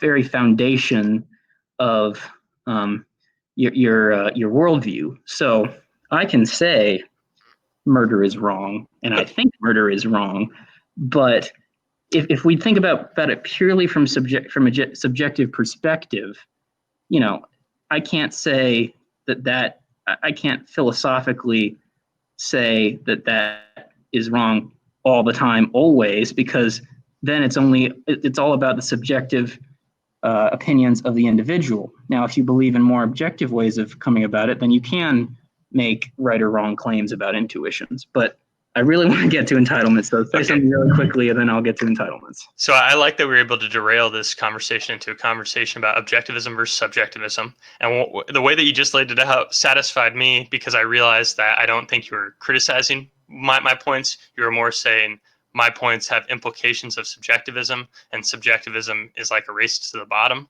And it's almost like you weirdly took out like a hardcore objectivist stance, even though you've kind of like teeter-tottered on those ideas, and we haven't done an episode on it. And it was very odd because like the argument you're making, which I guess is fine, I'm not really prepared to talk about that right now, what was all about the validity of subjectivism. And it wasn't really an argument on, I guess, the contents of what I was saying, besides the fact that it was potentially framed in a subjectivist way. So I'm less offended by that now, because it's almost like we had a mini argument about something we weren't prepared to have, and we were kind of talking past each other while we had it. So I'm fine with that. We'll have that talk in the future, and maybe we'll have to find very specific ways to talk so we don't potentially contradict ourselves or interpret each other as contradicting ourselves. But now that we've finished our objectivism sidebar, you can jump in on entitlements, and then we'll see how that goes. And then we'll wrap up, I guess, eventually, someday, maybe. Okay, so I'm getting like ramped up. I had to take my mask off. But okay, that's neither here nor there. I disagree with what you said earlier about rights and entitlements. So one more time, I will steelman your argument, make sure I'm getting what you said correct, and then I will respond. Okay. So I think what you're trying to argue goes as follows. Based on your intuitions, which are sort of based on just the inherent individuality of human beings, it's logical to say that, I have, if I, planted some corn, I have more right to that corn than my neighbor who maybe didn't plant any corn, and now, the winter months are coming and he doesn't have any food. I'm not I have more right to that corn than he does because I'm the one that planted and did all the work to get that corn. And of course, I can be charitable and give him some corn if I want to, but that doesn't mean he's entitled to that corn or he has a right to that corn just because he needs that corn to survive. Is that a good way of encapsulating your argument? Yeah. Okay. So, I have an issue with people when they bring up this term entitlements, because That's exactly why I said it. it's kind of a condescending way to talk about this stuff. It implies basically, from my perspective, that people who claim certain things are rights, such as healthcare or food, are basically freeloaders. That they're trying to get away. They want all the benefits of this society without any of the responsibility, basically. And so they want society to just take care of them, and they don't ever want to have to work a day in their life. And they just know, if a government believes in positive rights, they just know they can, get a UBI check every month or whatever and waste it on Oreos and Call of Duty, and no one's going to stop them. But yeah, I don't think that's a fair characterization of the argument. And wait, can I? You were trying to steelman me, though. You were trying to steelman me, and I would just note that clearly wasn't my characterization, even though I did use the term. So I just want to clarify. I wasn't implying that. I just used the term. I just want to clarify it. So you can't argue that I was implying that. Well, I can argue that in the sense that people.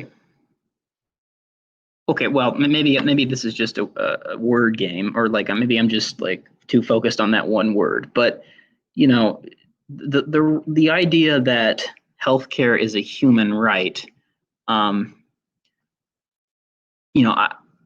agree with it, not because I want to. I'm trying to think of the best way of phrasing it. Okay, well, tell you what. You tell me how you meant entitlements, and then I will respond. Maybe I didn't understand what you were saying. I want you to tell me what you think entitlement means in that context, and then I will respond. Okay, imagine I was a person who find myself in 21st century society, and by no fault of my own, I am not very bright, right? I am incapable of a coherent understanding of people who ask more than the basic things from me. And because of this, the best job I can potentially acquire is like $9 an hour lifting boxes at Lowe's. Okay, that's the best I can do in our society. So even if you say I'm working as much as I can, but I still am having trouble I'm having trouble making ends meet, it's like, okay, well, I've done all I could. But I don't think it follows from that I have a right to something that I couldn't possess on my own. Now you could say it'd be great if I could get it, right? Because I'm kind of steelmanning, I guess, your position a little bit, where it's like, imagine the very hard worker, but he's only capable of so much because of the things he's good at. It's like, okay, but does that confer a right to the things he can't afford that could be deemed necessities? And I would say it's not a right, probably because of how I'd get hung up in words about rights. And I would say, well, if you break your leg and in the middle of the desert and there's nobody there to help you, your right to healthcare doesn't mean anything because you have to ask somebody else for it. And it comes from outwards, right? So I think that's probably a good springboard for you. Yeah, actually, I like just as you began talking, I had that light bulb moment. So I think and it also connects to basically what I just said, which is good.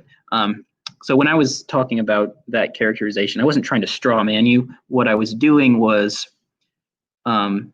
maybe again, might have been using words poorly, but when I heard that word entitlements, what I hear that implying, and correct me if you don't mean this, but what I hear that implying is that your rights derive at least at the basic level, from your economic output.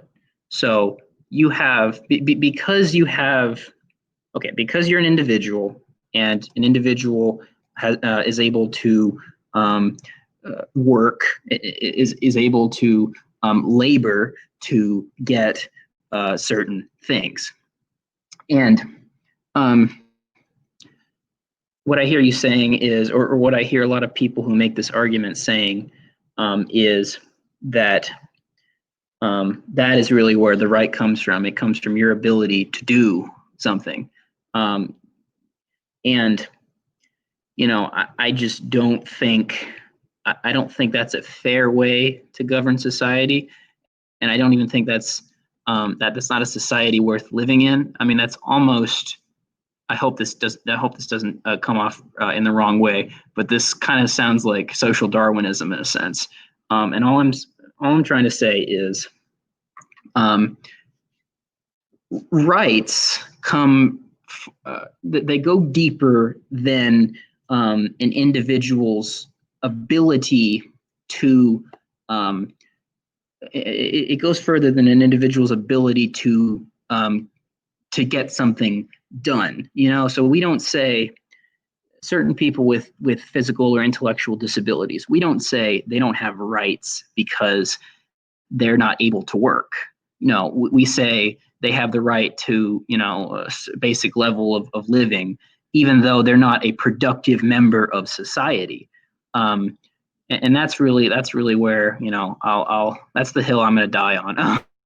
It's not about how productive you are, although obviously we want as many people to be productive in society as possible. The rights that I'm talking about go far beyond any individual's level of output. So I think what you're getting at is kind of why I think scarcity is the other thing that takes away any like real, I think.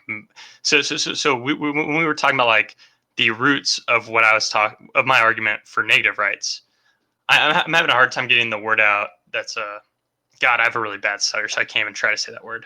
So let me try to rephrase it so I can avoid that. So the abstract root of positive rights is hard for me to grasp because you have to, if there's scarcity, you're kind of conferring some sort of, I know this is a negative sounding word, but you're conferring some sort of obligation on another person to do something, right? So you have handicapped people, and unfortunately they cannot produce. And it's not their fault, and I'm not trying to call them a burden. But because they cannot produce, somebody has to be able to produce for them. So you're conferring an obligation on some other party to do that to meet the right. That's why I'm saying that this right is to like, I wish I didn't have to use the word abstract, but abstract, because I just can't get the other one out right now, and I apologize. But you have to put this obligation on another party to fulfill it. And that's where I think the difference is most distinct. And that's why people use the word entitlement, despite the connotations, is because you're saying that this person is entitled to this other person's obligation because they exist. And I guess I would say, how is that core to human nature if we can easily imagine, parts where you don't have that other person to fill it in? And it depends on what kind of needs you're talking about. So like if there's no food around you, nobody around you to give you food, then, it's hard to make a case that you should have this right to somebody giving you food because you can't get any right now when there's nobody around you to fulfill that obligation into the right. Okay, so this actually. Oh, wait. I have one. Actually, this just came to mind. How can you have a property claim to something that both doesn't exist and there's nobody around to give it to you? I guess that's the other way of putting it. Because I was talking about how to talk about valid property claims from yourself. But if there's nobody around to give you the property, because maybe it doesn't exist, right? The healthcare you need might not even exist yet. So it might as well be the same thing when there's nobody there to give it to you. It's like it doesn't exist because there's nobody there to give you the medicine. So can you repeat that question? I want to write it down. Can you repeat that question? So it's, how can a property claim exist if the property is not around you anywhere and there's nobody there to say give you that property? So how can you have a right to food if you're somewhere where there's nobody to give you food and there's no food around you, or you're unable to catch the food because for whatever reason, if it's because you're bad at it or whatnot. But you can, if you're able to do that, if you're able to survive on your own in the situation, then you can confer like this legitimate property right on the things you do, right? So I think maybe that's the way of kind of reconciling that portion of it. Yeah, I just thought that tacked on to whatever the last point I made was. Okay. We should probably wrap up soon. I get the sense.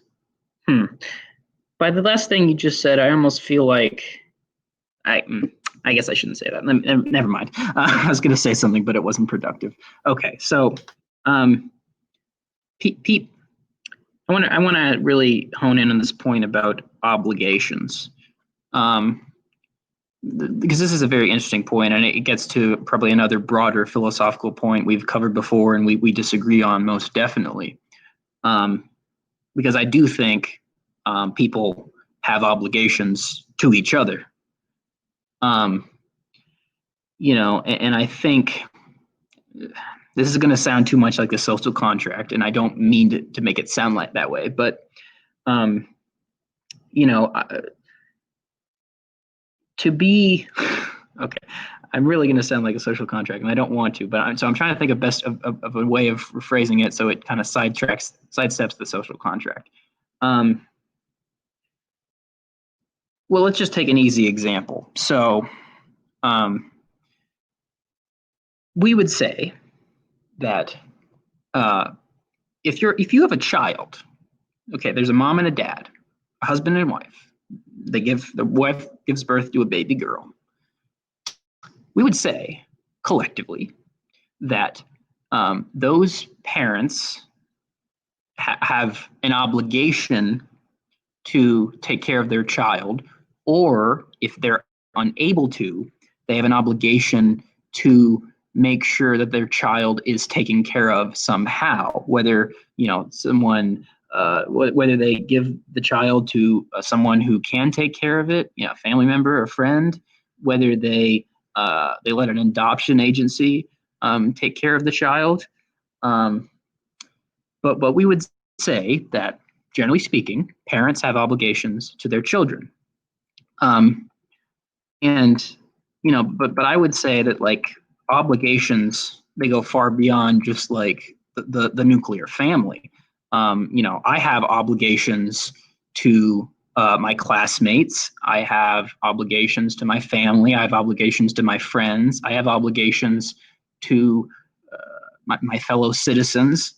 In fact, I have obligations to pretty much everybody that exists at some level. Whether indirectly or directly, I have obligations to most everybody, in the sense that we all live on this pale blue dot, and if I live my life as if I don't have any obligations to anyone else who lives in this pale blue dot, things are just going to become so chaotic and dysfunctional and immoral that people aren't going to be able to have these basic needs that I've been talking about through this entire conversation. So yeah, I do not have a problem with the idea that people have obligations. In fact, I strongly believe that people have obligations to each other, and probably even to themselves. So we just bumped into the social contract. I appreciate your will to go around it. So since on time we're going so long, I think we should wrap up this episode with a relevant, I guess a thought experiment. So I'll present it to you, and then I'll give you my answer, because I think this will illustrate where we have clearly very different intuitions. And it's even charitable, because you're going to be the one who says the good guy thing, and I'm just going to say the thing that I think is true, even if it makes me sound cold. But I think it illustrates what we think of obligations. So imagine you're graduated from college. You even got your PhD in something, right?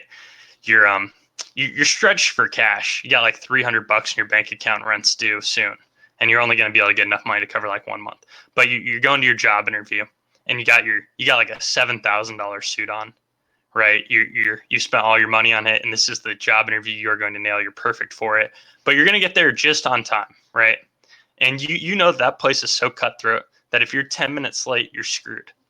And then as you're walking by, obviously you look at the scenic view on your right, and there's a lake, and then there's an unattended child drowning in it. And you're wearing this $7,000 suit, and you have a job interview that is very soon. And if you are late, you will not get that job, and you will be in insurmountable debt and probably screwed if you don't go and get that job. But this kid's going to die unless you jump in there right now. Would it be murder if you kept going to your job interview and ignored the kid who is drowning?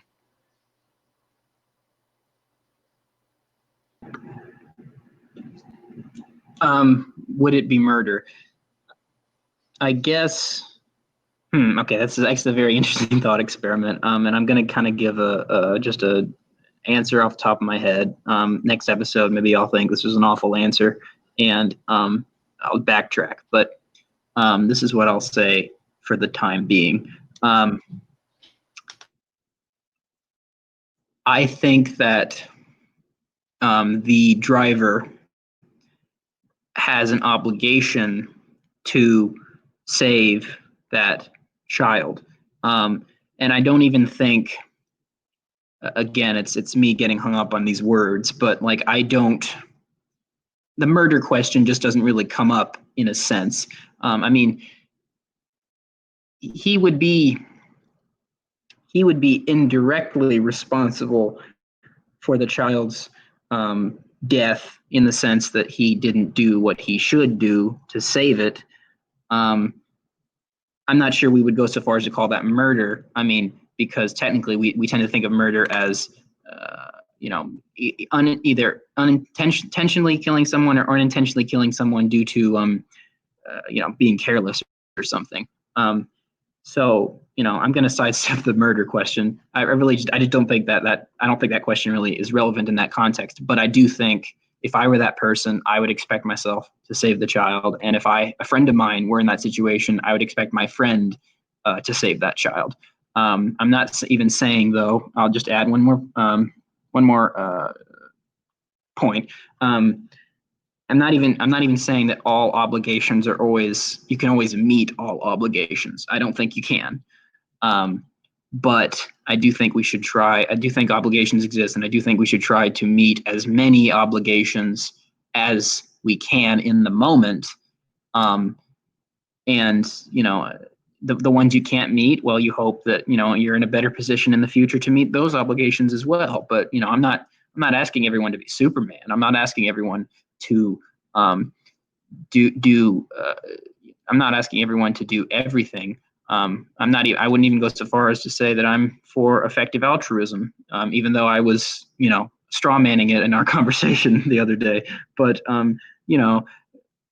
that I don't think that undermines my position about obligations, though. Well, I was pretty much just trying to get you to say, here's an example where you might say that the person is obligated to do it. And I would just say, one could easily argue that you should do it. One could easily argue that if you don't get that job interview, you're really, really screwed and you already have no money. So I don't think you have an obligation because it's a subjective evaluation. So I don't think you have to save the kid. I don't think you're obligated to save the kid, etc. It's an interesting question. I just want to throw it at you. It's kind of fun. It opened up some thoughts, so I think that's good. So yeah, even though we got off topic a lot in this one, I think we at least expressed thoughts that were interesting. Our thoughts interfaced at some level, which means there was some productivity to be had, at least some amount, even if it was potentially negligible. I don't know. I feel like I'll have to listen back to it to know if we even made any ground. But at worst, it may have sharpened, I guess, some ways of framing things that I think might be more valid on my own end, and even on your end if I was going to steel man your position. So I think there was something to be gained here, and I hope you guys found that at worst entertaining, at best insightful. If not, if you weren't watching the video version, you wouldn't have seen both of us borderline on the edge of exploding, waiting to make our point, because we would say something within about 7 seconds that would trigger the other person. But both of us have the habit of monologuing and pontificating for 2 to 3 minutes, so we have to sit there and suffer and want to scream at each other. But we kind of held it together this one. So if you guys enjoyed this, yeah, you can find all of the backlog in on any podcatcher or on YouTube by searching Beyond Talking Points and The Anti-Philosopher if you want to see our faces as we argue and wait till we get to yell our counter arguments and so forth. And I almost wanted to apologize for any long, but I don't know. I think we made progress and I thought it was worth it. So signing off, it's Mad Matt.